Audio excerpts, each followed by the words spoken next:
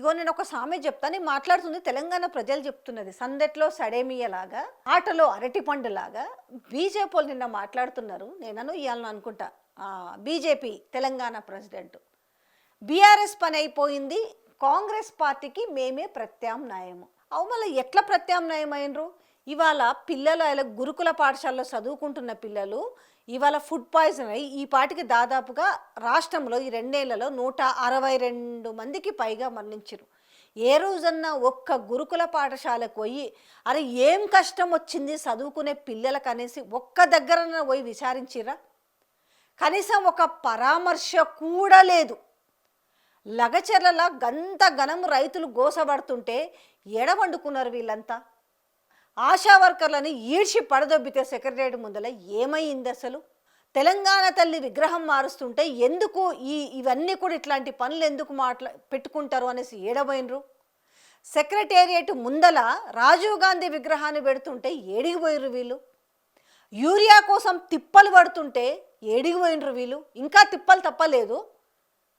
అయినప్పటికీ కూడా బీఆర్ఎస్ పని అయిపోయింది, మేమే ప్రత్యామ్నాయం. అంటే మీరు రోజు ఒక బోర్డు వేసుకోవాలన్నట్టు మెడకి, మేమే బీఆర్ఎస్ కాదు మేమే ప్రత్యామ్నాయం అని. ఏ సమస్యల మీద ఎవరి కోసము తెలంగాణ బాగోగుల కోసం కానీ కాంగ్రెస్ పార్టీ ప్రభుత్వం పైన కానీ ఒక్క మాటన్నా ప్రశ్నిస్తున్నారా? అందాల పోటీలు అయినాయి, గ్లోబల్ సమ్మిట్ అయింది, మరి 5 లక్షల కోట్ల పెట్టుబడులు అంటున్నారు కదా, ఏవి వైట్ పేపర్ ఎప్పుడు రిలీజ్ చేస్తారని కానీ కనీసం మాట్లాడినరా బీజేపీలు? కానీ చిత్రంగా అనిపిస్తలేదు. నేను అందుకే అన్న, ఆటలో అరటిపనిలాగా అప్పుడప్పుడు వచ్చి ఇట్లా మెరిసిపోయే ప్రయత్నం లాగా చేస్తారనేసి ఇవాళ నవ్వుకుంటున్నారు తెలంగాణ ప్రజలు. బీఆర్ఎస్ పని అయిపోయింది. బీఆర్ఎస్ పని అయిపోయి ఉంటే ఇవాళ ఏ లీడర్లు పోయేసి ఇవాళ రేవంత్ రెడ్డి పోయి కాళ్ళకు బలపాలు కట్టుకొని ఇంచుమించు పంచాయతీ ఎలక్షన్స్లో ప్రచారం చేసిరు కదా, మరి ఎందుకు అట్లా టఫ్గా కొట్టుకొచ్చింది మరి బీఆర్ఎస్? మరి బీజేపీ ప్రత్యామ్నాయం అయితే మరి బీఆర్ఎస్ ప్లేస్లో బీజేపీ కొట్టుకురావాలి కదా మద్దతుదారులు.